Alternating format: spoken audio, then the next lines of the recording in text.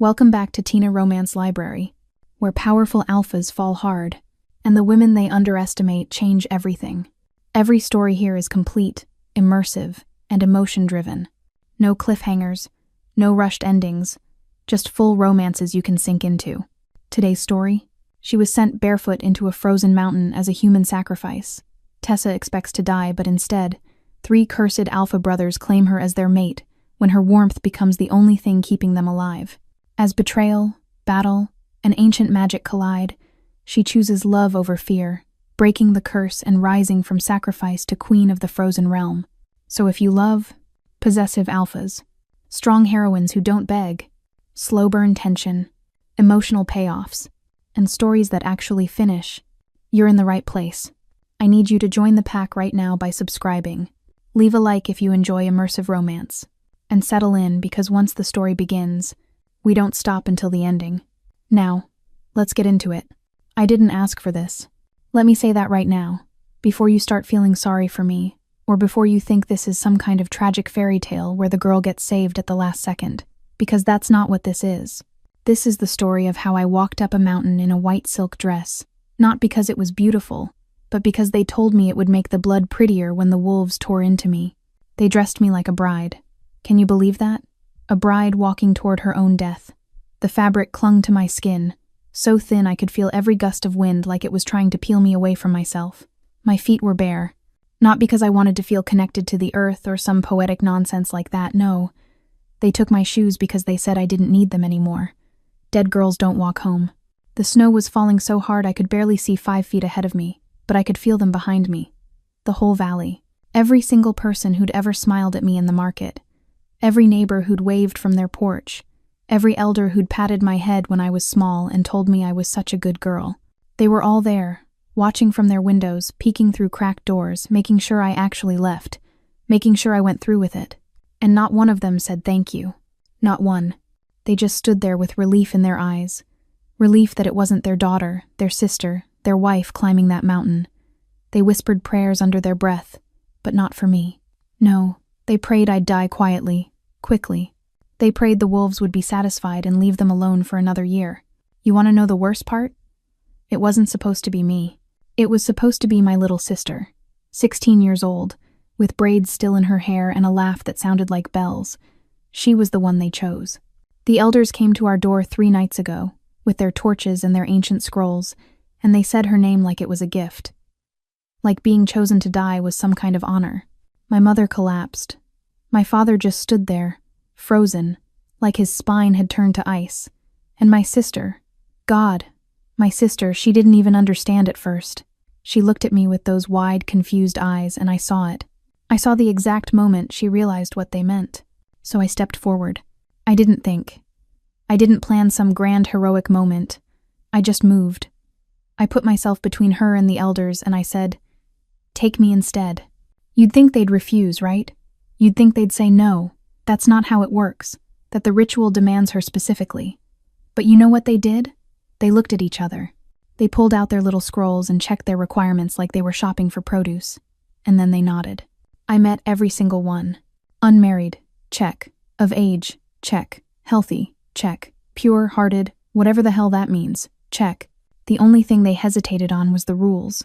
Not my life, not my future. Just whether breaking protocol would anger the wolves more than appeasing them. In the end, they decided my blood was good enough, maybe even better, since I was older. More meat on my bones, one of them said. I'll never forget that, the way he looked at me like I was livestock. My mother begged them to take her instead. My father offered everything we had, but the rules were clear, only the young, only the ones with life still ahead of them. As if I didn't. They bound my wrists in silver that night. Not rope, not chains. Silver. It burned the moment it touched my skin, and I gasped so hard I thought I'd shatter a rib. They said it was to keep me from shifting, from trying to fight back. But here's the thing, I'm not a shifter. I'm completely human. The silver wasn't for protection. It was for show. It was to remind me, every second of that walk, that I was powerless. And now here I am, barefoot in the snow, my wrists screaming with pain, the wind howling so loud it sounds like the mountain itself is laughing at me. My feet are bleeding. I can feel it. Every step leaves a red smear in the white, like the world is making sure there's a trail to follow. A trail that leads nowhere but to teeth and claws and a shallow grave no one will ever visit. The cold isn't just cold anymore. It's alive. It's inside me, crawling under my skin, wrapping around my lungs and squeezing.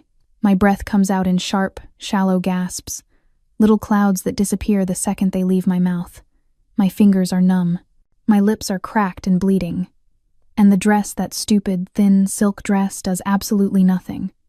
I'm shaking so hard my teeth are rattling, and I don't know if it's the cold or the fear anymore. Maybe it's both. The thing is, I'm not scared of dying. Not really. I've thought about it, you know?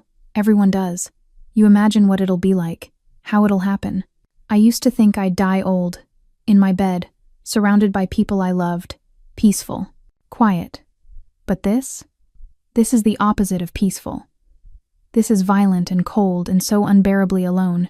And the worst part, the part that makes me want to scream until my throat bleeds, is that I know they're already forgetting me. Right now, as I'm walking toward whatever's waiting for me at the top of this mountain, they're closing their doors, lighting their fires, feeding their children. They're relieved, grateful even, because it's not them, because they get to live. I don't hate them for it. I wish I did. I wish I could be angry enough to turn around and march back down and spit in their faces, but I can't. Because I understand. I stepped forward for the same reason they're relieved, because sometimes love means walking into the dark so someone else doesn't have to. But understanding doesn't make it hurt any less. The mountain is waiting. I can feel it now. The air is different here, heavier, like something is watching, like something knows I'm coming. And I keep walking, one bloody footprint at a time. 11. The gates appear through the storm like a hallucination. Obsidian, that's the only word for them. Black stone so dark it seems to swallow the falling snow before the flakes can even touch it. They rise from the mountain itself, massive and ancient, covered in symbols I don't recognize, runes that seem to pulse with a light that shouldn't exist. Blue, electric, alive. I stop walking because my body won't let me go any further. My legs are shaking so violently I'm surprised they're still holding me up. Every part of me is screaming to turn around, to run, to throw myself off the side of the mountain if that's what it takes. But I don't, because there's nowhere else to go, because I made a choice, and this is where it ends. The gates begin to open. I'm not touching them.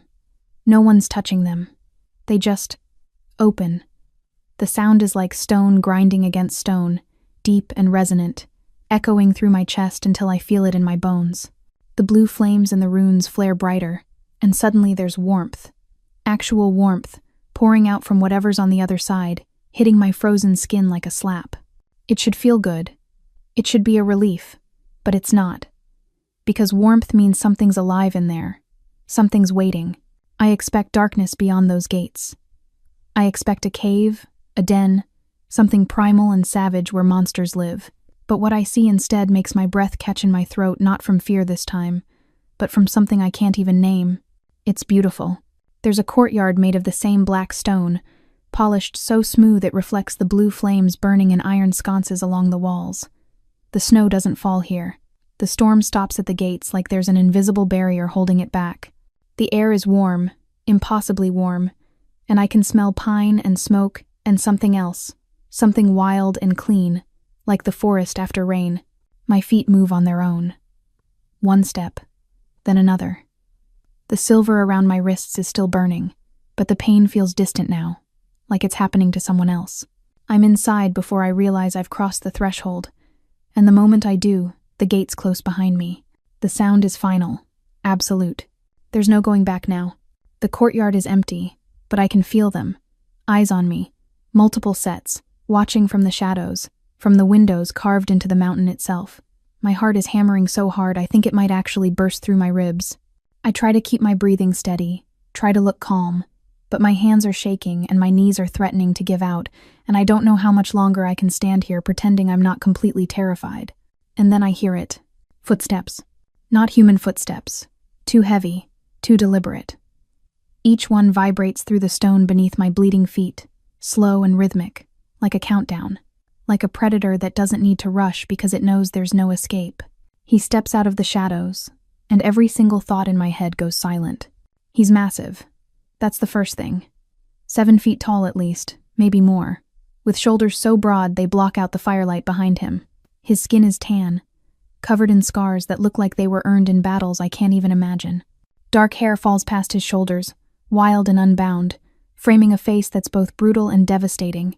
Sharp jaw, high cheekbones, eyes that actually glow with an amber light that makes my stomach drop. He's not human. Not even close. This is an alpha. A wolf.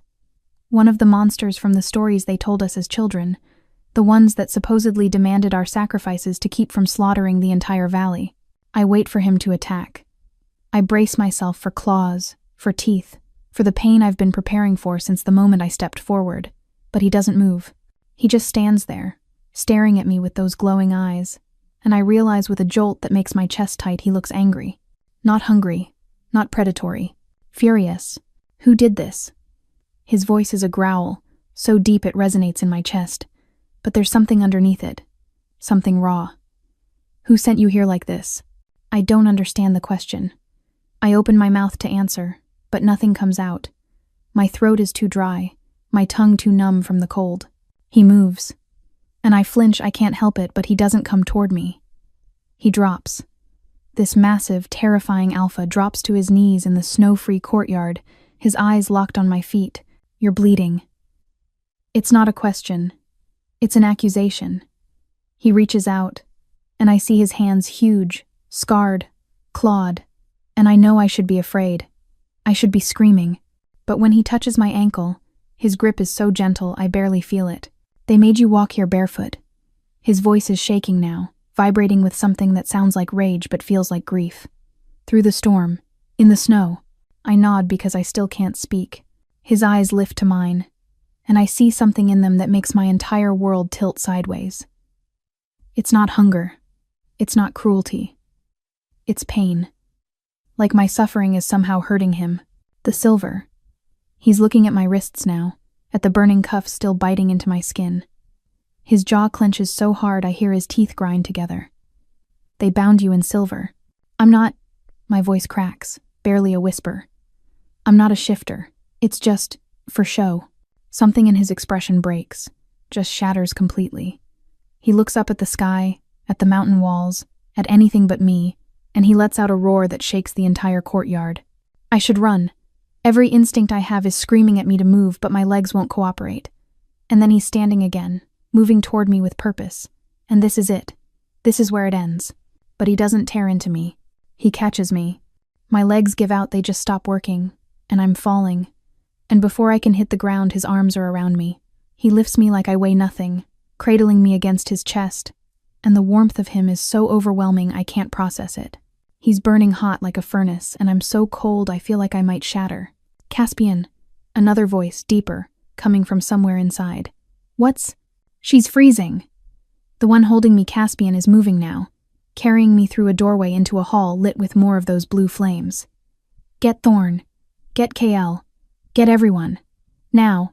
I can hear more footsteps, more voices, all of them deep and urgent and talking over each other. Is that the sacrifice? Look at her feet. Who the hell sent her here like this? Where are her shoes?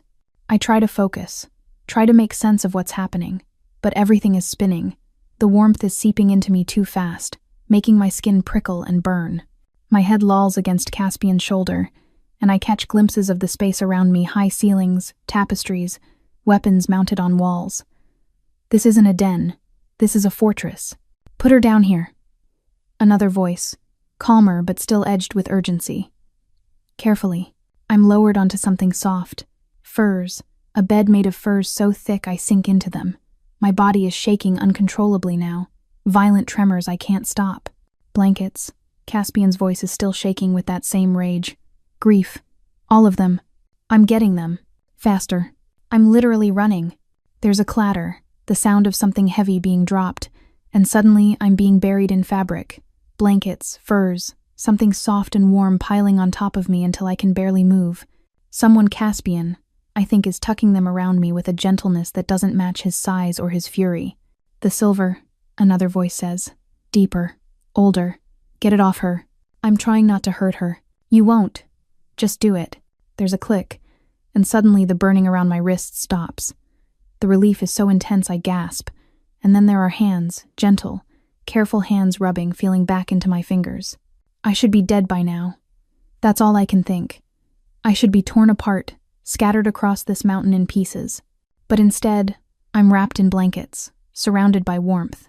And these monsters, these supposedly savage, bloodthirsty wolves, are arguing about whether I need more pillows. She needs tea. She needs broth. She needs to not be moved for at least an hour. Will all of you shut up? Caspian's voice cuts through the chaos, and the room goes silent. She's in shock. Give her space. There's shuffling, footsteps retreating, but I can still feel them nearby, watching, waiting. I came here to be eaten. Instead, I was tucked in. And somewhere in the haze of warmth and exhaustion and utter confusion, I realize something that makes absolutely no sense. I feel safer here, surrounded by monsters, than I ever did in the valley below. I don't know how long I lie there, buried under enough furs to suffocate a bear, before the shaking finally stops. My body is still cold. Bone-deep cold that won't leave, but at least I'm not convulsing anymore. At least I can think. Sort of. My thoughts are sluggish, moving through my head like they're wading through mud, but they're there. The room is quiet now. The chaos from before the arguing, the running, the panicked tucking has settled into something heavier, a waiting kind of silence. I can feel them still, the wolves, somewhere close, watching, but they're giving me space like Caspian ordered. I should be grateful. I should be relieved. But all I feel is confusion so thick it's almost suffocating. Why aren't I dead? The question loops in my mind, over and over, because nothing about this makes sense. The stories we were told, the ones whispered around fires and passed down through generations, they all said the same thing. The wolves demand blood. They require sacrifice. Send them a girl or they'll come down and take the entire valley. But no one's tried to kill me. Instead, they're worried about my feet. I hear footsteps again, but different this time. 2 sets. One is measured, controlled, almost silent despite the weight behind it. The other is heavier, more aggressive, like whoever's walking doesn't care about being heard. She awake? The voice is rough, sharp, edged, like gravel scraping against metal. Her breathing changed 3 minutes ago. This voice is smoother, colder, analytical. She's been conscious for at least 2. Then why isn't she moving? Shock, fear, logic. Take your pick. I open my eyes because there's no point in pretending anymore. 2 more of them stand at the foot of the bed. No, not a bed. A platform made of stone and covered in enough furs to outfit an army. They're both massive, like Caspian, but different, distinct. The one on the left is built like violence waiting to happen. Broader than Caspian, more heavily muscled, with scars that look like they were carved by claws rather than earned in battle. His hair is black, cut shorter, almost military in its precision. His eyes are silver, not amber like Caspian's, but actual metallic silver that reflects the blue firelight. He's staring at me with an intensity that makes my skin prickle, like he's trying to decide whether I'm a threat or prey. The one on the right is leaner but no less dangerous. Taller maybe, with sharp features that look like they were cut from ice. His hair is white blonde, pulled back from his face, and his eyes are pale blue, so pale they're almost colorless. Where the other one looks like he wants to attack something, this one looks like he's already calculated 17 different ways to kill me, and dismissed 16 of them as inefficient. You're staring, the silver-eyed one says to me, his voice still rough but not quite as aggressive as before. Most humans scream by now. Malik. The pale one's voice is a warning. What? It's true. The last one wouldn't stop screaming. Malik, the aggressive one, crosses his arms over his chest, and I notice his hands, clawed, partially shifted, like he can't quite pull the wolf all the way back. Drove me insane for 3 days before she finally passed out. The last one? My voice comes out as a croak, barely audible, but they both hear it. Their eyes snap to me with an intensity that makes me wish I'd stayed quiet. There have been others, the pale one says, and his tone is so matter-of-fact, it's almost worse than Malik's aggression. Sacrifices, tributes. Your people have been sending them for centuries. My stomach drops. What happened to them? We sent them home. Caspian's voice comes from behind them, and both wolves step aside as he moves into view. He's carrying something, a cup, steam rising from it, and he approaches the platform slowly, like I'm a wild animal that might bolt. Every single one. Unharmed. I stare at him, at all of them. But the stories are lies. Malik's voice is sharp, bitter. Useful lies. Your elders needed a monster to blame for their cowardice, so they created us. We never asked for sacrifices. We never demanded blood. They just kept sending you anyway. Why? The question tears out of me before I can stop it. If you don't want us, why not just tell them to stop? We did. The pale one moves closer, and I realize he's holding something too. Bandages, medicine. Centuries ago. They didn't listen. They needed the ritual more than they needed the truth. Caspian kneels beside the platform, his amber eyes level with mine. Drink this. He offers the cup, and I can smell herbs, something sharp and clean. It'll help with the cold. I don't take it. I can't. My hands are still shaking too badly. He seems to realize this at the same time I do, and something crosses his face, that same pain rage from before, but he doesn't comment. He just brings the cup to my lips carefully, tilting it slowly so I can sip without choking. The liquid is bitter but warm, and it spreads through my chest like liquid fire. I gasp, and he pulls the cup back. Easy, he murmurs. Not too fast. Caspian coddles.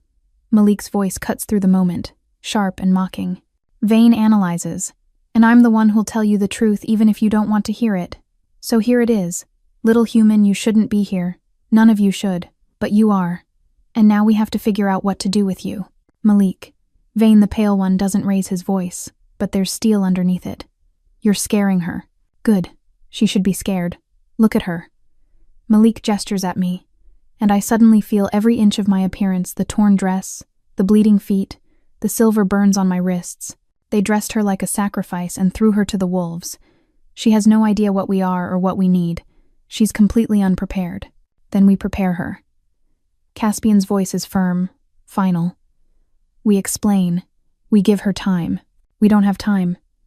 Vane sets the bandages down on the edge of the platform, his pale eyes meeting mine. We have days. Maybe a week. After that? He trails off, but the implication hangs in the air like smoke. After that, what? I force the words out, even though part of me doesn't want to know the answer. The three of them exchange looks, and for the first time since I arrived, I see something other than anger or control on their faces. I see fear. We're dying, Caspian says finally, and his voice is so quiet I almost don't hear it. We've been dying for 300 years, slowly, inevitably, and we can't stop it. My breath catches. What? Malik lets out a sound that might be a laugh if it weren't so hollow. You want to see, little human? You want to understand why we're so desperate?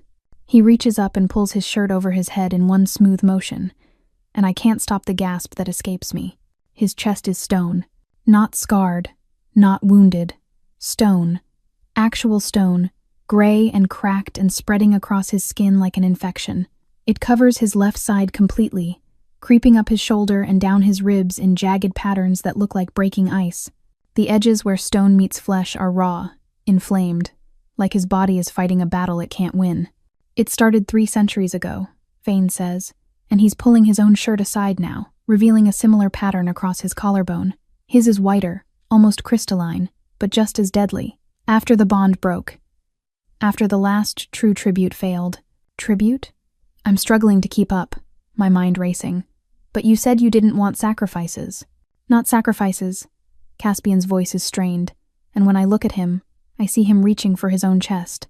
He doesn't remove his shirt, but his hand hovers over his heart. A mate. The mountain sent us a mate.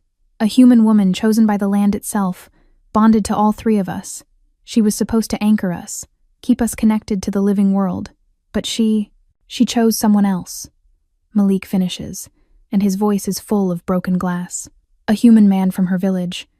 Ran away in the night, broke the bond before it could fully form, and the mountain's been punishing us ever since. I stare at them, at the stone consuming them piece by piece, and something cold settles in my stomach. You're turning to stone because of a broken heart? We're turning to stone because we're unmoored. Vane corrects, and his analytical tone doesn't quite hide the pain underneath. Alphas need anchors, pack, family. Connection to something living and warm and real. Without it, we drift, and eventually, we freeze. But I'm trying to process this, trying to make it make sense. If that happened 300 years ago, why are you still alive? Because we're not just wolves. Caspian's eyes are glowing brighter now, and I see something ancient in them. We're titans, Old gods bound to this mountain when the world was young. We can't die easily, but we can suffer. The mountain makes sure of that. Malik lets out another one of those hollow laughs. So now you know, little human. We're not monsters, we're prisoners, and this mountain is our cell. The silence that follows is suffocating. I don't know what to say. What can I say? I came here expecting death, and instead I found something worse. 3 beings slowly being erased from existence, turning to stone inch by inch while the world forgets they ever lived. And then Vane speaks, and his voice is so quiet I barely hear it. Until you touched us. I blink. What? When Caspian caught you? Vane's pale eyes are fixed on me now, intense and unnerving. When he carried you inside, the stone, it stopped spreading. For the first time in decades, it stopped. My heart is pounding now, too fast, too hard. That's impossible. We know what you are. Malik's voice is sharp again, but there's something else underneath it now. Something that sounds almost like hope. The question is, do you? I don't know what I am. The words sit in my throat, heavy and useless, because how do you answer a question like that? I'm nobody. I'm a girl from a valley that wanted me dead. I'm a sacrifice who wasn't supposed to survive the walk up the mountain, let alone whatever comes next. But the way they're looking at me, all 3 of them, with that desperate, fragile hope in their eyes, makes me feel like I should be something more. Like I'm supposed to understand something I don't. I'm just human, I finally manage. And my voice sounds small in this vast room with its high ceilings and blue flames. I'm not special. I'm not. I don't have any power. The elders checked. That's why they chose my sister in the first place. Because our family line is completely ordinary. The elders. Vane's voice turned sharp, cold enough to cut. Tell me, what exactly did they tell you about this place? About us? About why the ritual exists? I pull the furs tighter around myself, trying to find warmth that goes deeper than skin. They said the wolves on the mountain were ancient and terrible. That centuries ago, you came down and slaughtered half the valley in a single night. That the only way to appease you, to keep you from doing it again, was to send you a tribute every generation, a sacrifice to feed on, so you'd leave the rest of us alone. The silence that follows is so absolute I can hear my own heartbeat. Then Malik laughs, and it's the most bitter sound I've ever heard. Of course they did. Of course that's the story they're still telling. It's a lie. Caspian's voice is strained, like every word costs him. All of it. We never attacked your valley. We never slaughtered anyone. We were your protectors. Protectors? The word feels wrong in my mouth, incompatible with everything I've been taught. This mountain stands between your valley and the wastes, Vane says, and he's moved closer now, standing at the edge of the platform. Beyond these peaks, there are things that would tear through human settlements like paper, wraiths, void beasts, creatures that haven't been alive in any meaningful sense for millennia. We were bound here by the old gods to keep those things contained, to stand watch, to protect the living world from the dead one. My head is spinning. But the stories were rewritten. Malik's silver eyes are blazing now. 300 years ago, after the bond broke, we were diminished, weakened. The stone had already started, and we couldn't patrol the borders like we used to. Something got through. Something small, manageable, but visible. We killed it before it reached the valley, but people saw it. They panicked. The elders at the time saw an opportunity. Vane continues, his analytical voice cutting through my confusion like a knife. Fear makes people controllable, so they rewrote history. They turned their protectors into monsters. They created a ritual that kept the population scared and obedient, and they've been maintaining that lie ever since. I feel sick, actually physically sick, like I might throw up right here in this nest of furs. But why send us at all? If they knew you weren't dangerous, why keep sacrificing? Because they didn't know. Caspian's voice is gentle now, like he's trying to soften a blow he knows is coming. Not the current elders, maybe not even the ones before them. The original architects of the lie are long dead. What's left is just momentum, tradition, a ritual passed down so many times that no one remembers why it started, only that it must continue. And the girls? My voice cracks. The other sacrifices? What happened to them? We sent them home, Caspian says again, and there's old grief in his voice. Everyone. We tried to explain, tried to tell them the truth, but most were too terrified to listen. So we gave them food, warm clothes, and we walked them back down to the valley gates ourselves. We hoped that if they told people what really happened, the ritual would stop. But it didn't. They didn't believe them, I whisper, understanding clicking into place like a lock. They thought the girls were lying or enchanted or too traumatized to remember correctly, Malik finishes. Your elders are very good at explaining away inconvenient truths. I'm shaking again, but not from cold this time. From rage, pure incandescent rage at the people who did this, who built their power on lies and fear, who sent my sister, who sent me to die for a threat that never existed. I'm going to kill them. The words come out flat, matter of fact. When I get back, I'm going to burn their houses down and— You're not going back. Vane's voice cuts through my fury like ice water. Not yet, possibly not ever. I stare at him. What? The stone stopped spreading when Caspian touched you, he says, and he's watching me with those pale, calculating eyes. That's not coincidence. That's not luck. That's a bond recognizing its mate. The word hangs in the air between us, heavy with implications I don't want to examine. No. I'm shaking my head before I can stop myself. No, that's not. I can't be. Your mate ran away 300 years ago. The bond broke. We said the bond broke before it could fully form. Caspian corrects gently. We were never fully mated. The connection was severed too early, too violently. But the mountain— He pauses, choosing his words carefully. The mountain doesn't give up easily. It's been waiting, searching through every girl sent here, looking for someone who could complete what was started. And you think that's me? My voice is too high, too sharp. Based on what?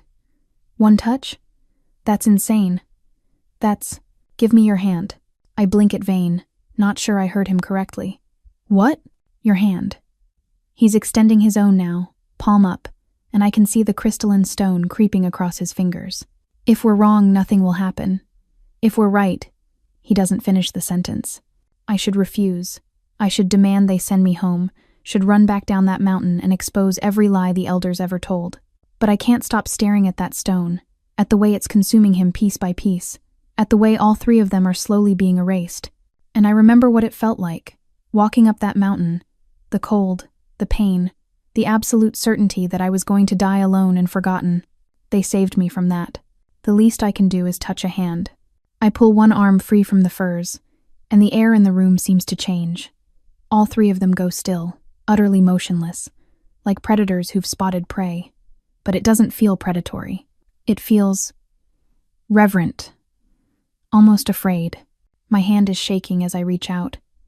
The burns on my wrist from the silver are still raw, red, and blistered, and I see Caspian's jaw clench when he notices them. But I keep moving, keep extending my arm until my fingers hover just above Vane's palm. It might hurt, he warns, and his voice is rougher than before. The bond forming it can be intense, more intense than walking barefoot through a blizzard. I try to make it sound like a joke, but it comes out bitter. His lips twitch. It might be a smile. Fair point. I close the distance. The moment my skin touches his, the world catches fire. Not real fire. Not heat.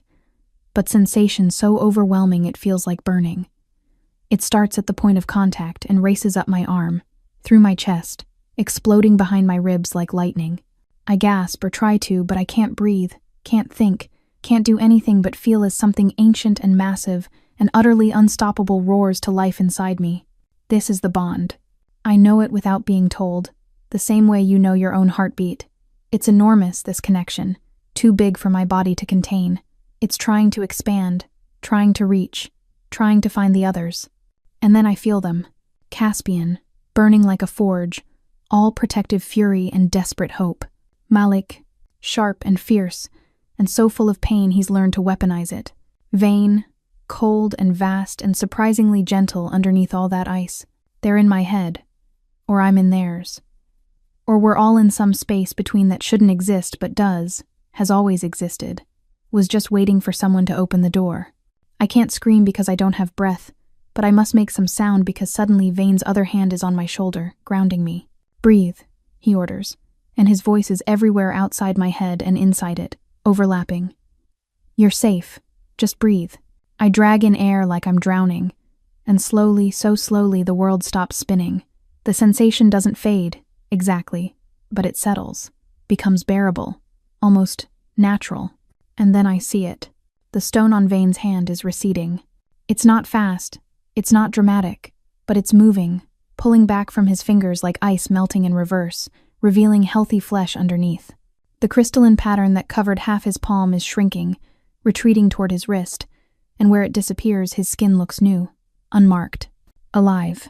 Holy hell, Malik breathes. And there's something in his voice I haven't heard before. Wonder. It's actually working. Vane is staring at his hand like he's never seen it before.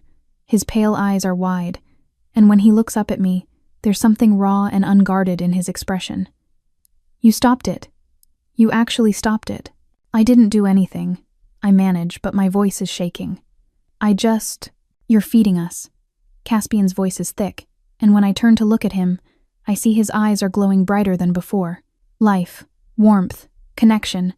Everything we've been missing for 300 years. You're giving it back. I look down at my hand, still resting in Vane's, and I feel it now. The pull, the slow drain of something flowing out of me and into him. It's not painful. It's not even uncomfortable. It just is, like breathing, like bleeding, natural and necessary and impossible to stop. How long? My voice is barely a whisper. How long do I need to? We don't know. Vane's thumb brushes across my knuckles, and the gesture is so unexpectedly tender I almost pull away. The bond was never completed before. There's no precedent. But if I had to guess, he glances at the stone still creeping up his arm. Days. Maybe weeks. Long enough for the connection to fully form and stabilize. And then? I force myself to ask the question I'm afraid of. What happens to me? The three of them exchange looks again, and this time I can feel it through the bond worry, uncertainty, and something else. Something that feels almost like guilt. Then you choose, Malik says finally, and his voice has lost its sharp edge. Stay or go, mate or walk away. The bond will give you that option once it's stable. But Tessa, he pauses, and hearing my name in his rough voice does something strange to my chest. You need to understand, if you leave after the bond forms, it'll break us completely. The stone will finish what it started within days. We'll be gone. And if I stay, then you save us, Caspian says simply, and we spend the rest of our extremely long lives making sure you never regret it. I should feel trapped. I should feel manipulated, coerced, forced into an impossible choice. But through the bond, I can feel their truth. They're not lying. They're not hiding anything. They're just desperate and honest, and so tired of turning to stone piece by piece while the world forgets they exist. I look at Vane's hand, at the healthy skin where stone used to be. I think about my sister, safe in the valley because I took her place. I think about the elders and their lies, their fear, their willingness to sacrifice anyone who couldn't fight back. And I realize something that should terrify me but doesn't. I have absolutely nothing to go back to. Okay, I hear myself say. Okay, let's see what happens. The relief that floods through the bond is so intense it nearly knocks me over. And for the first time since I walked through those obsidian gates, I let myself believe something impossible. Maybe I didn't come here to die. Maybe I came here to live. The healing doesn't stop with Vane's hand. Over the next hours, I lose track of time in this place where the storm can't reach. The bond grows stronger, deeper, more insistent. I feel it constantly now, thrumming under my skin like a second heartbeat, pulling me toward all three of them with a force that should be frightening but isn't. Caspian sits closest, always within arm's reach, like he's afraid I'll disappear if he looks away. Malik paces the room like a caged animal, all restless energy and barely contained aggression, but his silver eyes track my every movement. And Vane watches with that analytical intensity, but I can feel through the bond what he's really doing. He's mapping the connection, studying how it works, trying to understand the mechanism so he can protect it. Protect me. They bring me food, real food, not the thin gruel we ate in the valley, roasted meat and fresh bread and vegetables I don't recognize. They wrap my feet in salves that smell like pine and take away the pain. They burn the white silk dress in one of the braziers, and Caspian brings me clothes that actually fit soft wool and leather, warm and practical. No one mentions that I'm wearing the clothes of the mate who ran away. But I feel them not saying it, and somehow that's worse. The stone keeps receding, slowly. Every time I touch one of them, a hand on Malik's arm, fingers brushing Caspian's shoulder, Vane's palm against mine. I feel that pull, that flow of something vital moving from me to them. And I watch as gray stone becomes flesh, as crystalline death retreats inch by careful inch. But something else is happening too. I notice it first in the way the blue flames flicker, then in how the temperature drops, just slightly, the warmth that had been so absolute now feeling thin, fragile. The wards are weakening. Vane says it like he's commenting on the weather, but I feel the tension spike through the bond. The mountain's redirecting power to fuel the bond formation. It's prioritizing our survival over boundary maintenance. Which means, I ask, though part of me already knows. Which means the things we've been keeping contained are starting to notice gaps in the defenses. Malik stops pacing and turns to face me, and there's something dangerous in his expression. Nothing catastrophic yet, but if this continues for days, the wastes will bleed through, Caspian finishes quietly, and your valley is directly in the path. The words hit me like a physical blow. You're saying that healing you puts them in danger. We're saying the mountain is making a choice. Vane corrects, but his pale eyes are troubled. Save us, or protect them. Not both. Not right now. I stand up too fast, and all three of them tense like I might bolt. Then we stop. We break the bond, and I go back, and you die. Malik's voice is flat. We die, within days. And then the wards collapse completely anyway because there's no one left to maintain them. Your valley doesn't get saved, it just gets a few extra weeks before everything falls apart. There has to be another way. There isn't. Vane's voice cuts through my desperation like a blade. The mathematics are cruel but simple. Either we complete the bond now while we still have strength to rebuild the wards after, or we fail, die, and take your valley with us. Those are the only options. I sink back down onto the furs and my hands are shaking again. The elders, if they knew if we could explain, they won't listen, Caspian says gently, and he moves closer, crouching beside the platform so we're eye level. Even if they believed us, they wouldn't care. They'd see it as justice. The monsters finally getting what they deserve. He's right. I know he's right, because I can imagine exactly what Elder Rothis would say, how he'd smile that cold smile and call it the mountain's judgment, how he'd tell everyone that the sacrifice worked, that the wolves are finally being punished, and isn't it beautiful how the gods provide? The rage that thought sparks in me is so intense it makes my vision blur. And then I feel it a ripple through the bond, sharp and sudden, like someone plucked a string pulled too tight. All three alphas go rigid. What is that? I whisper, but I already know. I can feel it through the connection, taste it like copper on my tongue. Something's wrong. Malik moves to the window, a narrow opening carved into the mountain itself, and looks out. When he speaks, his voice is pure gravel. We have company. Caspian is beside him in an instant, and I see his entire body go taut. How many? 20, maybe more, armed with iron and silver. Malik's lips pull back from his teeth, and I catch a glimpse of fangs. The Ironcasters, your valley's militia, Vane explains, and he's moving now too, pulling weapons from places I didn't notice, swords, axes, things that look ancient and deadly. The Elders' enforcers. My heart is hammering so hard it hurts. Why would they come here? Why would they? The answer hits me before anyone can say it. They think the ritual failed. They think I'm still alive when I should be dead, and they're coming to finish what they started. No. The word tears out of me. No, they can't. You're already weak, the stone. Is better than it was, Malik interrupts, and there's something feral in his smile now. And they're just humans. Scared humans with kitchen knives and old prayers. We've survived worse. They have silver weapons, Vane says quietly, and the temperature in the room drops. Silver can hurt us, even like this, and if they breach the inner sanctum while the wards are weak, he doesn't finish, but he doesn't need to. I can feel it through the bond, the calculation, the odds, the very real possibility that this invasion could shatter everything we've been building. Where is she? The voice echoes up from somewhere below, distorted by stone and distance but unmistakable. Elder Rothis. Where is the sacrifice? We know she's alive. We've seen the signs. What signs? I breathe. The ward's weakening, Caspian says grimly. They'd notice that. They've been watching this mountain for centuries. They'd know if something changed. So they came to fix their mistake. Malik's voice is pure poison. Came to make sure the ritual completes properly. Came to kill you themselves if we won't do it. The rage I felt before is nothing compared to what floods through me now. They sent me here to die. And when I didn't, when I survived by some miracle they couldn't predict, They decided to follow me up the mountain and finish the job. I'll talk to them, I hear myself saying, even though every instinct is screaming at me to hide. I'll explain. They'll kill you on sight. Vane's voice is certain. You're not supposed to be alive. Your survival is evidence of failure, and they can't allow that. It undermines everything they've built. Then what do? The three alphas exchange looks, and through the bond I feel their silent communication. It's faster than words, more complete, and what they're deciding makes ice form in my chest. We defend what's ours, Malik says finally, and his eyes are blazing silver fire. We end this, tonight. Malik?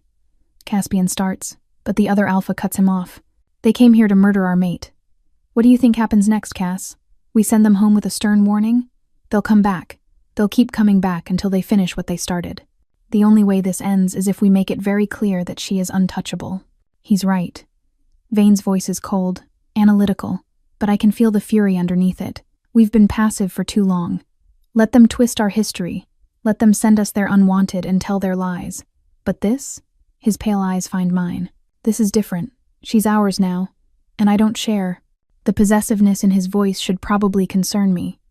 Should make me question what I've gotten myself into. But instead it makes something warm unfurl in my chest. Something that feels dangerously like safety. Stay here, Caspian says, and he's moving toward me now, his hands gentle on my shoulders. No matter what you hear, no matter what happens, you stay in this room. Do you understand? You can't fight them alone. We're not alone. His amber eyes are glowing so bright they're almost painful to look at. We have each other, and we have you, feeding us strength through the bond. That's more than we've had in 3 centuries. Tessa. Malik's voice makes me look at him, and what I see in his face steals my breath. They hurt you. They bound you in silver and sent you barefoot into a storm and told themselves it was righteous. So whatever we do to them, they earned it. Every second. I should tell them to show mercy, should beg them not to kill, not to become the monsters the stories claim they are. But when I open my mouth, what comes out is something else entirely. Make them regret it. The smile that splits Malik's face is absolutely feral. And then they're moving. Caspian presses something into my hand. A knife, small but wicked sharp, and whispers, just in case. Then he's gone, flowing out of the room with a grace that doesn't match his size. Vane pauses at the doorway, looking back. The bond will let you feel what's happening. Try not to panic. We've done this before. Not like this, I say, and I feel it, the truth of it. You've never fought for something you actually cared about before. Something flickers in his pale eyes. Might be surprise. Might be respect. No, he agrees quietly. We haven't. Then he's gone too. And I'm alone. But not really alone, because the bond is there, pulsing with life and fury and deadly intent. I can feel them moving through the fortress, splitting up, taking positions. Can feel the moment they shift, not fully, staying human-shaped but letting the wolf rise to the surface, all teeth and claws and ancient, terrible power. And then I feel the moment the Ironcasters breach the inner courtyard, the clash of steel on stone, shouting, someone screaming orders I can't make out, and Elder Rothus's voice cutting through it all. Find the girl, finish the sacrifice, the mountain demands it. Malik hits them first. I feel it through the bond like a thunderclap, pure, concentrated violence. He doesn't hesitate, doesn't warn, just tears into them with everything he has. I can't see it, but I feel it. Feel the rage and the satisfaction and the absolute absence of mercy. Someone is screaming. Multiple someones. Caspian moves like a shield, positioning himself between the invaders and the hallway that leads to me. Anyone who gets close finds themselves facing 7 feet of alpha fury, and not one of them makes it past him. And Vane. Vane is terrifying in his precision. He doesn't rage like Malik or defend like Caspian. He dismantles. Every strike is calculated, efficient, designed to incapacitate or kill with minimal wasted motion. He's not fighting. He's erasing problems. Where is she? Rothus is still shouting, and I can hear the panic in his voice now. The Titans are supposed to be weak. They're supposed to be dying. Malik snarls, and his voice carries even to where I'm hidden. Past tense. Thanks for the gift, by the way. She's perfect. The silence that follows is deafening. Then, you bonded her? You claimed her? That's not the ritual isn't supposed to. The ritual... Vane's cold voice cuts through. was a bastardization of something you never understood. But we're happy to educate you. First lesson, touch what's ours, and die. I hear steel meeting stone, a body hitting the ground, more screaming. And through it all, the bond pulses with fierce, protective triumph. They're winning, not just surviving, but dominating, and every person who came here planning to murder me is learning exactly what it costs to threaten an alpha's mate. But then, a different sound. Sharper. Wrong. Through the bond, I feel Caspian's pain spike white-hot, and my scream tears out of me before I can stop it. Silver. They got him with silver. I'm moving before my brain catches up to my body. The knife Caspian gave me is clutched in my hand so tight my knuckles are white, and I'm running barefoot again because I never put shoes on, but I don't care. The pain in my feet is nothing compared to what I'm feeling through the bond. Caspian is dying. Not slowly like before. Not the gradual creep of stone over centuries. This is fast, aggressive. The silver wound is accelerating the curse, and I can feel it spreading through him like wildfire, turning everything it touches to cold, dead stone. The hallway is chaos when I reach it. Bodies on the ground, some moving, some not. Blood on the walls. Scorch marks from weapons I don't understand. And in the center of it all, Caspian on his knees, one hand pressed to his side where something silver is still embedded in his flesh. The stone is racing up his ribs. No, the word rips out of me, and suddenly all eyes are on me. The remaining Ironcasters, maybe 6 of them still standing, turn with weapons raised. Malik is covered in blood that isn't his, positioned between them and Vane, who has Elder Rothus by the throat, lifted clean off the ground. And Caspian looks at me with those amber eyes that are already starting to cloud over, turning gray at the edges, and whispers, "I told you to stay. When have I ever listened?" My voice is shaking, but I'm still moving, still closing the distance between us. One of the Ironcasters steps into my path, and Malik is there in an instant, slamming the man into the wall so hard the stone cracks. "Move again," Malik snarls at the others, "and I'll paint this hallway with your insides." They don't move. I drop to my knees beside Caspian, and the sight of him up close makes my stomach turn. The stone isn't just on his ribs anymore. It's spreading across his chest, creeping up his neck, and I can see the exact moment it reaches his collarbone, because he gasps, and the sound is wet and wrong. "The silver," Vane says, and he's dropped Rothus. Just let him fall like garbage and is moving toward us with frightening speed. It has to come out. Now. It'll hurt him. He's dying, Tessa. Pain is the least of our concerns. I look at Caspian, at his face, and he nods. Just barely. Permission. My hands are shaking as I reach for the silver embedded in his side. It's a spike, crude and brutal, the kind of weapon designed to cause maximum damage. The moment my fingers brush the metal, I feel it, the wrongness of it, the way it burns and corrupts and destroys. "On 3, Vane says, and he's bracing Caspian's shoulders. 1. I pull on 2 because waiting is torture. Caspian's roar shakes the entire hallway. The sound is pure agony, and through the bond I feel every second of it like it's happening to me. The silver comes free with a wet, horrible sound, and I throw it across the room like it's burning me. Which, in a way, it is. Blood pours from the wound, but that's not the worst part. The worst part is that the stone doesn't stop. Even with the silver gone, it keeps spreading. Faster now, like removing the spike broke some kind of dam. It's not working.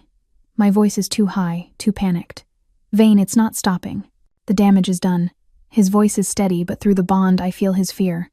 Actual, bone-deep terror. The curse is feeding on the wound. It's using the trauma as an anchor. Then we stop it. Malik is beside us now, and his hands are on Caspian's face, forcing him to look up. "Cass, stay with us. You don't get to leave. Not now. Not when we finally have..." His voice cracks. Actually breaks. Not when we finally have her. But Caspian's eyes are glazing over, the amber fading to gray, and the stone is at his throat now, climbing, reaching for his jaw, his face, his parry, his heart. Vane's voice cuts through my panic like a blade. It's reaching for his heart. Once it gets there, he doesn't finish. Doesn't need to. There has to be something. I'm touching Caspian's face, his chest, anywhere that's still flesh, trying to push life into him through the bond the way I did before. But it's not working. The connection is there, strong and vital, but it's like trying to fill a cup with a hole in the bottom. Everything I give him just pours out through the wound. The bond worked before, The bond isn't complete. Vane's pale eyes meet mine, and what I see there makes my blood run cold. What we have now is a tether, a connection, but it's not anchored, not permanent. It's not enough to fight this. Then we complete it. The words are out before I fully understand what I'm saying. Whatever it takes, however it's done, we do it now. Silence. Not actual silence. Caspian is still breathing in shallow, painful gasps, and somewhere behind us Rothus is coughing, and the surviving Ironcasters are whispering prayers, but the emotional silence through the bond is deafening. Tessa, Malik's voice is gentler than I've ever heard it. Do you understand what you're asking? I'm asking you to save him. My eyes are burning, and I realize I'm crying. When did I start crying? I'm asking you to do whatever it takes to keep him alive. The triad soul bond, Vane says, and his analytical mask is cracking now, showing the desperation underneath. It's permanent, absolute. It doesn't just connect us, it merges us. You would feel everything we feel, live as long as we live, be bound to this mountain and to us for the rest of existence. You'd never be fully human again, never be separate, never be free. And if I say no, then I die. Caspian's voice is barely a whisper, rough and fading. Stone reaches my heart, maybe an hour, maybe less. He coughs, and flecks of gray dust come out instead of blood. The curse will accelerate in them next. Few days, maybe a week, and then it's over. All of us. Everything. I look at him, really look at him. At the way the stone has claimed half his face now, turning his features into something frozen and dead. At Malik, whose hands are shaking as he holds his brother. At Vane, whose ice-cold control is shattering piece by piece. And I think about the valley below. About my sister, who's alive because I took her place. About the elders and their lies, their fear, their willingness to sacrifice anyone who threatened their false narrative.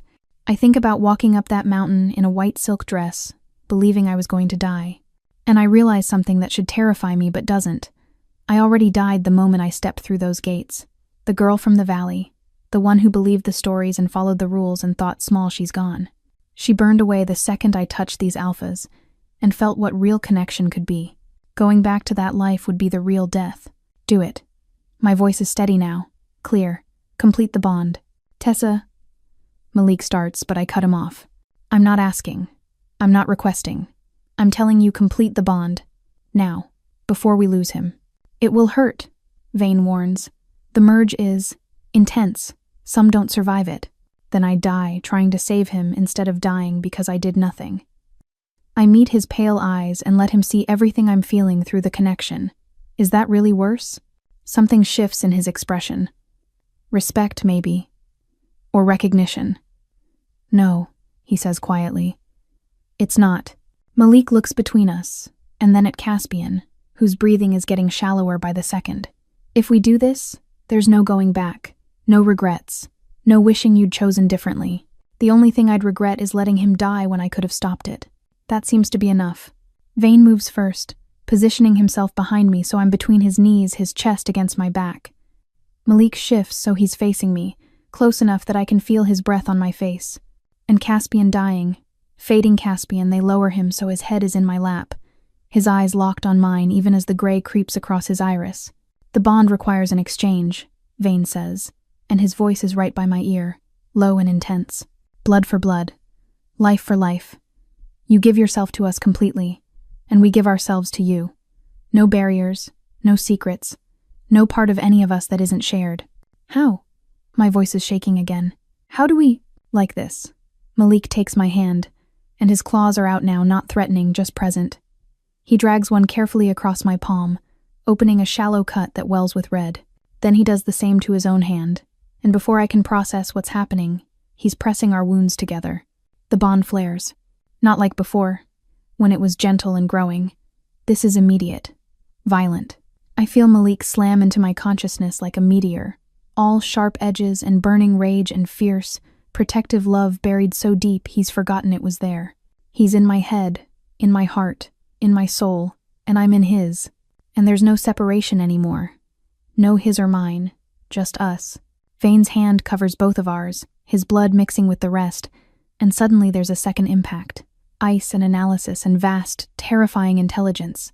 And underneath it all, a gentleness he's never allowed himself to show. He sees everything, every fear, every hope, every secret I've ever kept, and instead of judging, he just accepts, understands, and lets me do the same to him. But it's not complete. Not yet. Caspian. My voice is barely a breath. Come back. Stay with us. Please. His hand, the one that's still flesh, lifts to my face, trembling. His palm is against my cheek, and I feel the blood from my cut seep into his skin, and everything explodes. The bond doesn't just flare this time, it detonates. I feel Caspian flood into me, into all of us, burning like a forge, protective and fierce and so full of desperate hope it makes me want to scream. The stone that was consuming him hits the bond and shatters like glass, unable to withstand the sheer force of life pouring through the connection. We're all screaming. Or maybe just one of us is screaming and we're all feeling it. I can't tell the difference anymore. Can't tell where I end and they begin, because we don't. We're one thing now. One massive, complicated, beautiful thing made of 4 parts that were never meant to be separate. The merge is agony and ecstasy and everything in between. I feel Caspian's heart restart, actually feel it. Like it's my own heart, pounding against ribs that are suddenly flesh again instead of stone. Feel the curse recoil, pushed back by the raw power of the completed bond. Feel it retreat from his throat, his chest, his side, leaving healthy skin in its wake. And I feel them feeling me. My memories, my fears, my love for a sister I'll probably never see again, my rage at the elders, my terror on that walk up the mountain, and underneath it all, the desperate, aching relief that I don't have to be alone anymore. None of us do. When the light fades, was there light? I think there was light. I'm lying on the stone floor with 3 alphas collapsed around me. We're all breathing hard, all connected by blood and touch, and something so much deeper than either. Caspian's chest is clear. No stone. No wound, just smooth, tan skin marred only by old scars. It worked. Malik's voice is rough, awed. Holy hell, it actually worked. Of course it worked. Vane sounds exhausted. The mathematics were sound. Shut up with your mathematics. But there's no heat in Malik's words, just profound relief. I try to sit up and immediately regret it. Everything hurts. Not the sharp pain of injury, but the deep ache of something fundamental changing. Like my bones remember being different and are mourning the loss. Caspian's hand finds mine, squeezes gently. Thank you. His voice is wrecked but alive. So alive. Thank you for not giving up on me. On us. I correct. And through the bond, I feel their agreement. Not just gratitude, but something bigger. Something that might be love, or might become it. Or might already be it, and we're just too new to recognize the shape. And then I remember we're not alone. I turn my head, and the remaining Ironcasters are pressed against the far wall, eyes wide with terror. Elder Rothus is still on the ground where Vane dropped him, staring at us like we're demons made flesh. Maybe we are now. She was ours to sacrifice, Rothus croaks, and there's blood on his lips. The ritual, the mountain. The mountain has what it wanted. Vane's voice is cold enough to freeze blood. A completed bond, restored titans, protected wards, everything your lies almost destroyed. You can't. She's one of us. No. My voice surprises me with its strength. I'm not anymore. I look at Rothus, and through the bond I feel my mates' support, their fierce pride. I'm theirs, and they're mine. And if you ever send another girl up this mountain, if you ever tell another lie about what lives here, I will come down there myself and burn your precious order to the ground. The old man's face goes white. Go home, Caspian says, and even exhausted his voice carries absolute authority. Tell them what happened. Tell them the truth for once. Tell them the wolves have their tribute, and the debt is paid, and if they value their lives, they'll leave us in peace. And if they don't?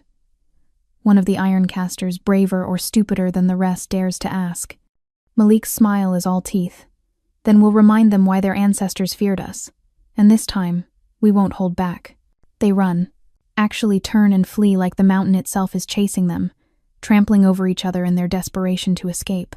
We watch them go in silence, and through the bond I feel the grim satisfaction, the sense of justice finally served. When they're gone, when it's just the 4 of us in this blood-stained hallway, I finally let myself collapse. Not from pain, not from fear, from relief so intense it's almost painful. It's over, I whisper. No, Vane says, and there's something almost like warmth in his voice. It's just beginning. They carry me back to the chamber with the furs and the blue flames. I don't need to be carried. The bond is already making me stronger. I can feel it, but none of them will let me walk. Caspian holds me like I'm made of glass. Malik clears the path ahead with the kind of protective aggression that would be concerning if I couldn't feel the tenderness underneath it, and Vane follows close behind, his analytical mind already cataloging everything that needs to happen next. But when we reach the chamber, when Caspian finally sets me down on that platform of stone and furs, none of them move to leave. They stand there, all three of them, watching me with expressions I can't quite read. Or maybe I can read them. The bond lets me feel everything now, but what I'm feeling is so intense it doesn't translate into anything as simple as words. Want, need, fear, hope, all of it tangled together into something that makes my chest tight. The bond is complete, Vane says, finally, breaking the silence. But not finished. I blink at him. What's the difference? The merge saved Caspian's life and connected our souls, he explains, and his pale eyes are locked on mine with an intensity that makes me shiver. But the ritual, the full bonding, requires more. It requires choice, conscious, deliberate acceptance of what we are and what we're offering. I already chose. My voice comes out rougher than I intended. I chose when I said to complete the bond. You chose to save us, Malik corrects, and he moves closer, sitting on the edge of the platform so we're almost eye level. That's not the same as choosing to be ours. To accept all three of us, to want this for more than just survival. The words hit me like a physical thing, and through the bond I feel their vulnerability. They're not demanding, they're not assuming. Despite the soul-deep connection that already exists between us, they're asking, giving me one last chance to refuse, to walk away, to choose something other than them. And I realize they're terrified I'll say no. These massive, ancient, deadly alphas are afraid that I'll reject them after everything. That I'll see this as obligation rather than desire, that I'll stay because I have to, not because I want to. The absurdity of it almost makes me laugh. You're idiots, I say, and all three of them tense like I've struck them. I'm in your heads, you're in mine. You can feel everything I feel, and you still think I don't want this? Wanting and choosing are different things, Caspian says quietly, and he's kneeling now too, close enough to touch. The bond can make you feel things that aren't real, can blur the lines between what you want and what we need. We won't trap you like that.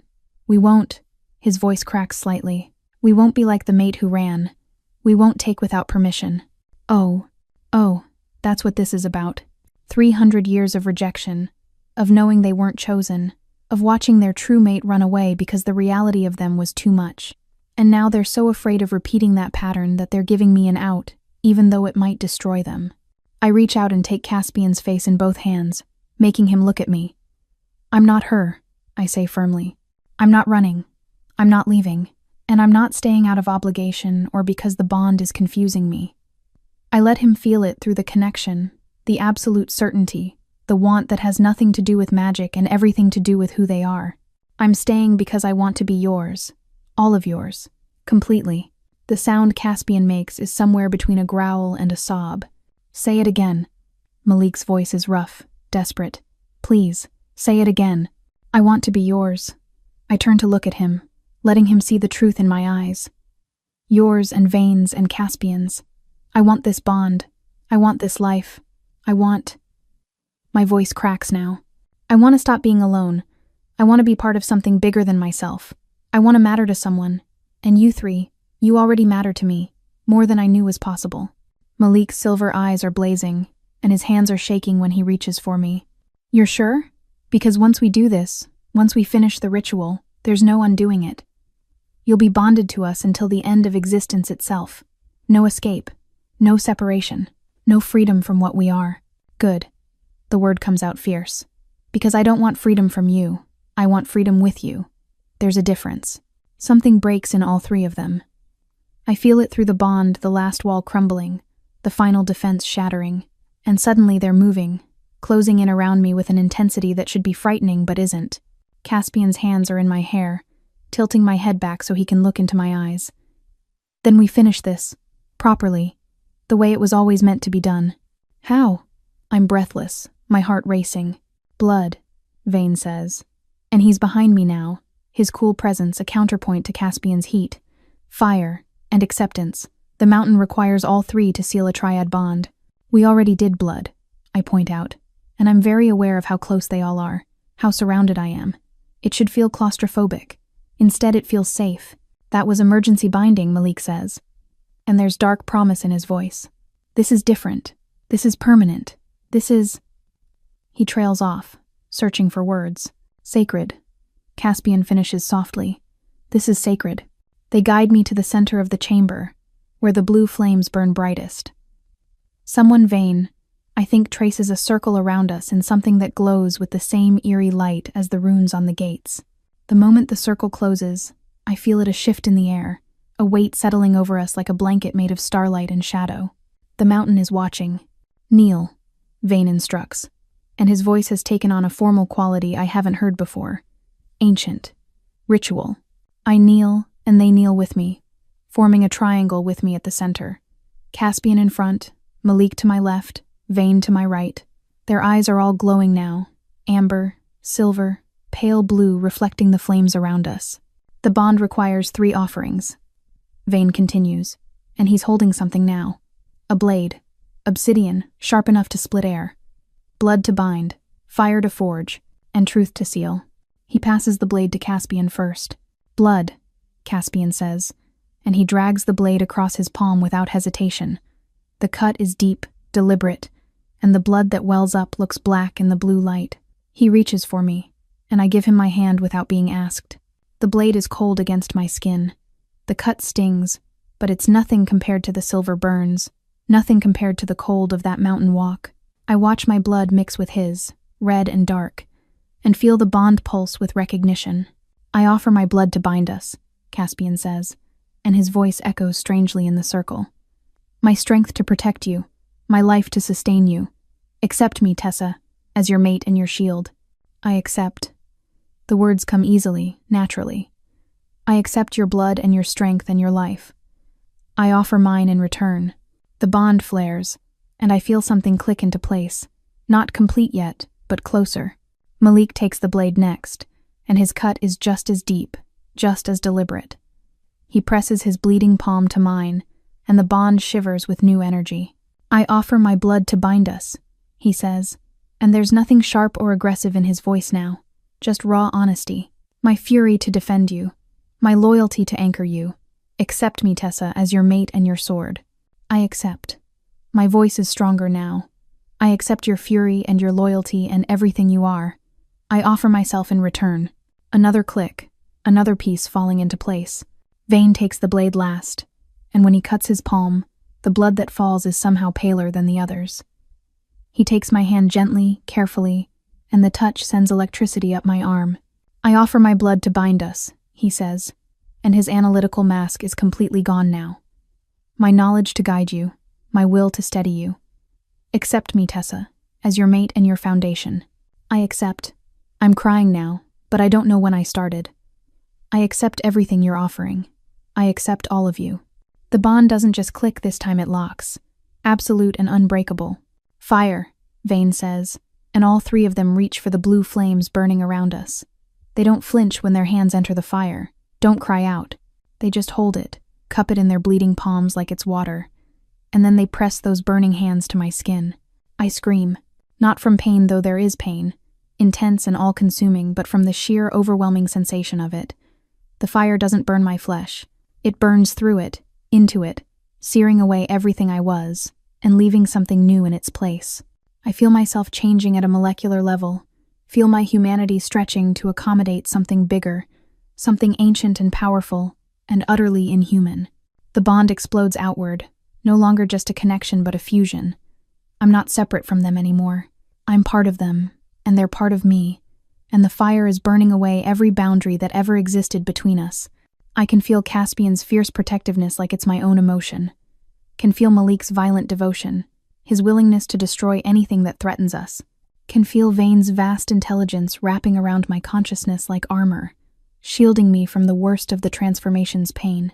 And they can feel me, all of me, every fear, every hope, every secret dream I never dared voice, and they don't flinch, don't recoil, they just accept, embrace, love. Truth, someone gasps, might be me, might be all of us, and the fire begins to fade. The truth, Vane manages, and his voice is wrecked, is that we were incomplete without you. We've been incomplete for 300 years, and we didn't even understand what was missing until you walked through those gates. The truth, Malik continues, and his hands are shaking, is that you're not just our mate, you're our salvation, our redemption, our second chance at everything we thought we'd lost. The truth, Caspian finishes, and there are tears on his face now too, is that we love you, already, completely, in ways we didn't think we were capable of anymore. And through the bond, I feel it, the absolute certainty of their words, the devastating honesty of what they're offering. The truth, I whisper, is that I love you too. All of you. And I'm not afraid anymore. The circle shatters. Not breaks, shatters. Explodes outward in a wave of light and power that rocks the entire mountain. The blue flames surge up to the ceiling, burning so bright they turn white, and then golden, and then something beyond color that hurts to look at. The bond completes. Not just between us, but through us, radiating outward into the mountain itself. I feel the wards strengthen, feel the ancient magic that holds this place together surge back to full power.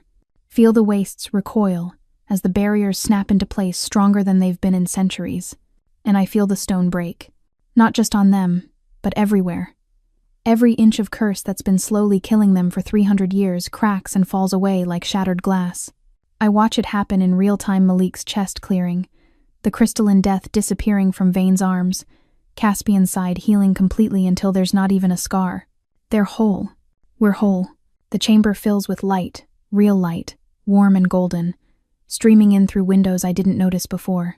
The blue flames settle into something softer, more natural, and when I look outside, I see something impossible. The storm is breaking. After centuries of endless winter, the storm over the mountain is breaking. Sunlight pours through gaps in the clouds, touching snow that begins to melt instantly.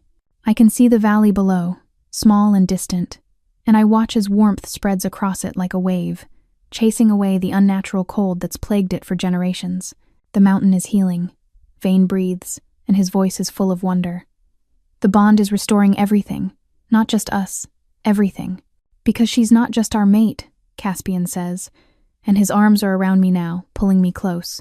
She's the mountain's chosen. The land itself recognized her, accepted her. She's not just bonded to us, she's bonded to this place. She's as much Titan as we are now. I should be terrified by that. Should mourn my lost humanity, my simple human life. But when I reach inside myself, searching for regret or fear or grief, all I find is rightness. This is where I belong. With them. In this place. As this new thing I've become. So what happens now? I ask. And my voice sounds different, richer, deeper, threaded with power. I don't fully understand yet. Malik grins, and it's the first genuine smile I've seen from him. Now we teach you how to be a Titan. How to walk through stone and speak to mountains and terrify anyone stupid enough to threaten what's ours. Now, Vane corrects with the ghost of amusement, we rest.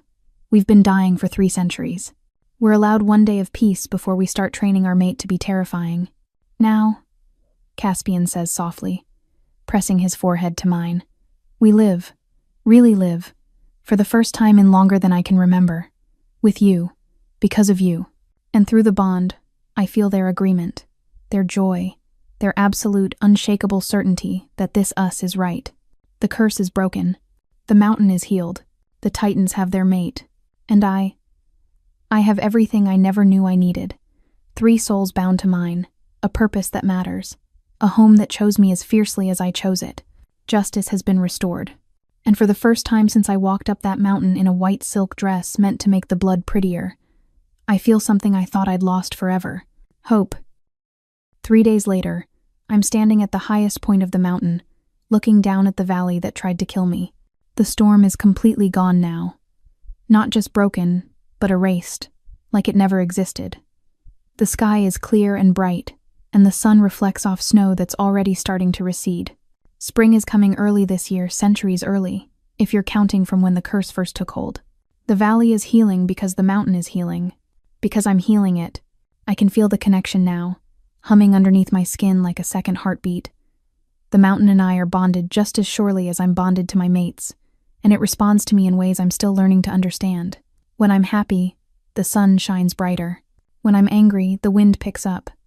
When I'm sad, which I haven't been, not since the ritual snow falls soft and gentle instead of violent. I'm not entirely human anymore. I knew that intellectually when Caspian said it, but it's different experiencing it, feeling the strength in my muscles that shouldn't be there, watching my reflection in the still pool of water inside the citadel, and seeing eyes that glow faint amber sometimes, silver others, pale blue depending on which mate I'm closest to, realizing I haven't been cold once since the bond completed, even standing here in nothing but a thin shirt while wind whips around me. I'm something new, something the mountain created specifically to anchor its titans, and I'm not afraid of it anymore. You're brooding. Malik's voice comes from behind me, and I feel him through the bond before I hear him. He's always close now. All three of them are, like they're afraid I'll disappear if they let me out of sight for too long. I'm thinking, I correct, not turning around. There's a difference. Thinking looks suspiciously like brooding from here. He moves up beside me, close enough that our shoulders brush, close enough that I feel his heat even though I don't need it anymore. What's got you staring at the valley like you want to set it on fire?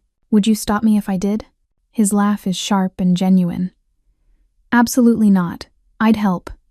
Vane would calculate the most efficient accelerant, and Caspian would feel guilty about it but wouldn't actually try to stop us. I can't help smiling at that because through the bond I know he's right. I can feel all three of them, Vane in the library researching something he won't tell me about yet. Caspian checking the wards for the third time this morning, even though they're stronger than they've been in centuries. The constant awareness should be overwhelming, but it's not.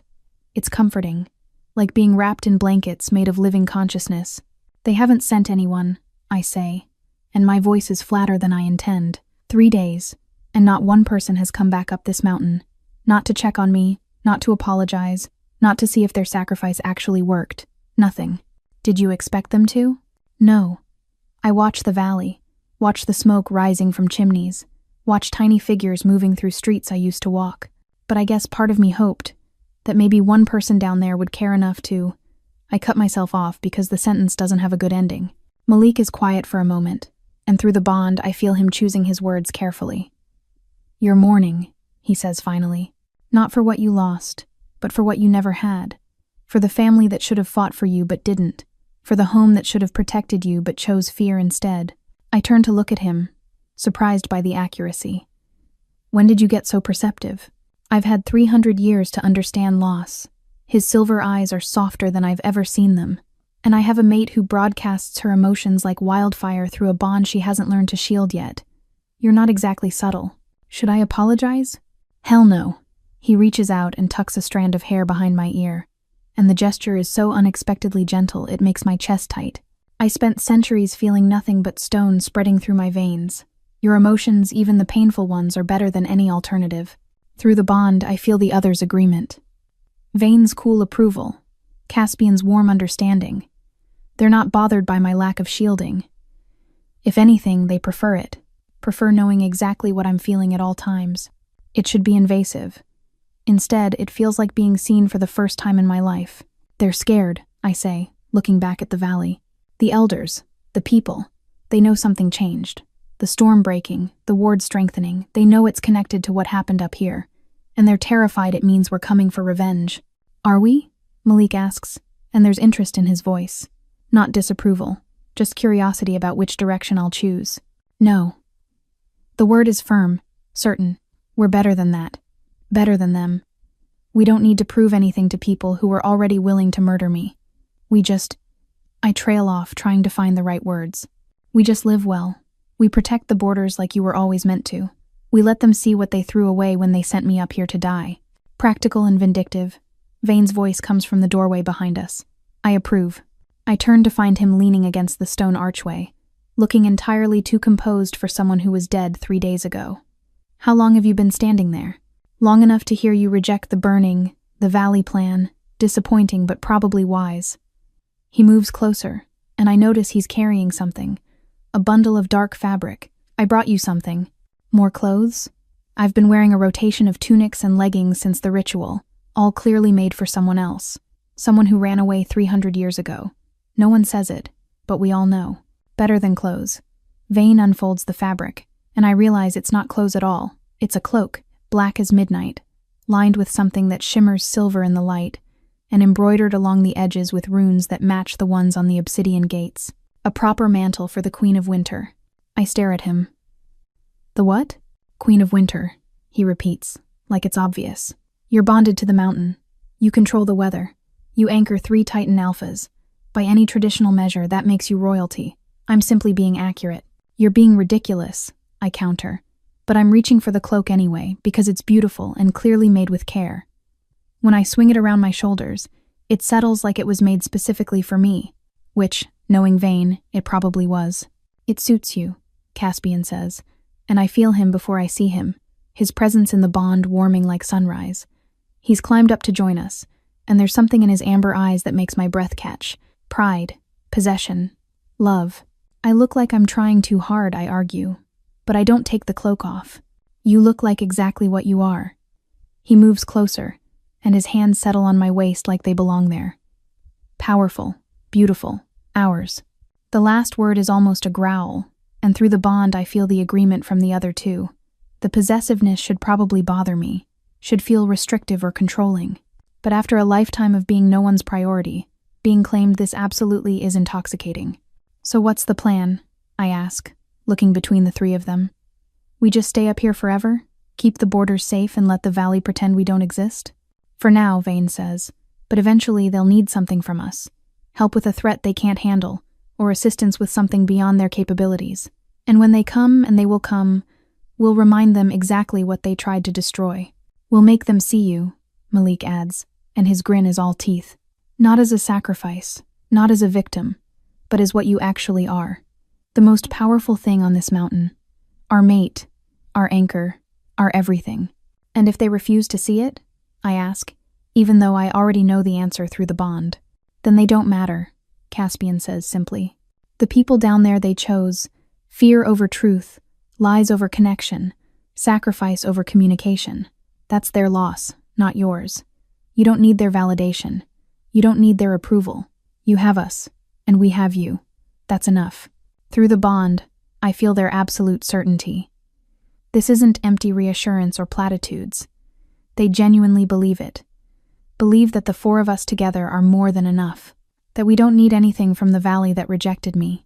And slowly, I'm starting to believe it too. There's one thing I want, I hear myself saying. Before we close the door on the valley completely, one person I need to see. They know immediately who I mean. I feel their understanding through the bond, their willingness to help even though it could be dangerous, could open old wounds. Your sister, Vayne says. I nod.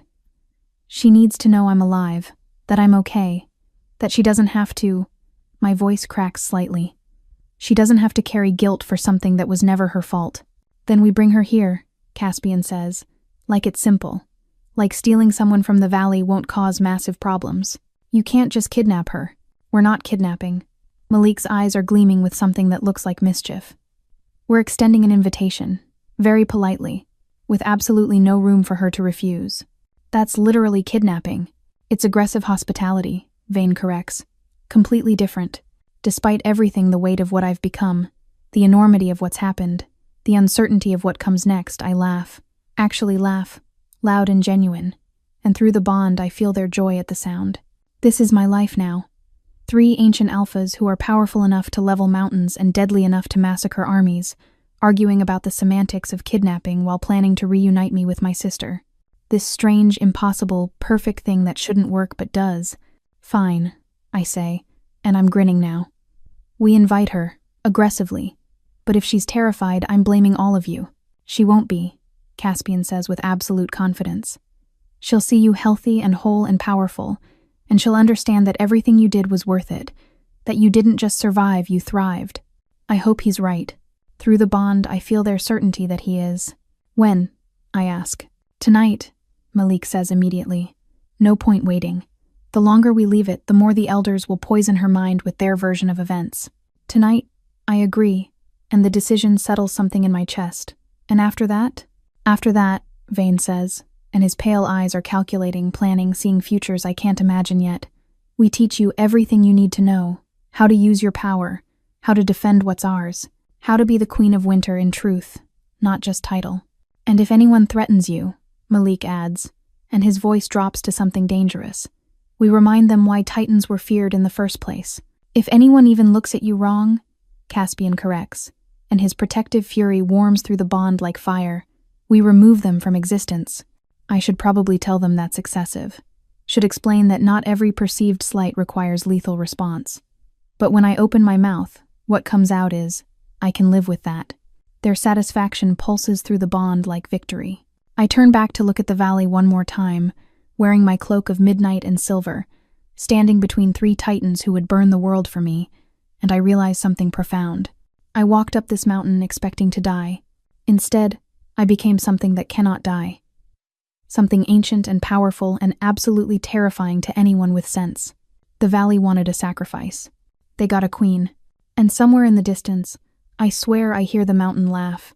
Thank you for listening to another emotional, magical shifter romance here on Tina Romance Library. If you enjoyed today's story, don't forget to like the video, subscribe to the channel, turn on notifications, so you never miss more powerful, heart-gripping romance stories.